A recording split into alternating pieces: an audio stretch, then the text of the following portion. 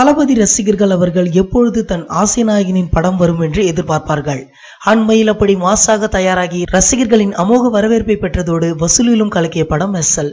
விஜய் 3 வேடத்தில் நடித்து ஆலப்போரான் தமிழன் என்ற ஹிட் பாடலை கொடுத்து ஒட்டுமொத்த சினிமா ரசிகர்களையும் கொண்டாட வைத்தார்.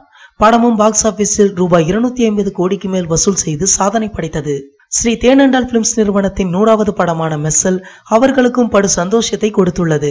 தமிழ் சினிமாவின் பாக்ஸ் ஆபீஸ் கிங் என்றால் சூப்பர் ஸ்டார் ரஜினிகாந்த் தான். அவரின் கபாலி படம் தான் தமிழ் சினிமாவிலேயே அதிக வசூல் செய்த படம்.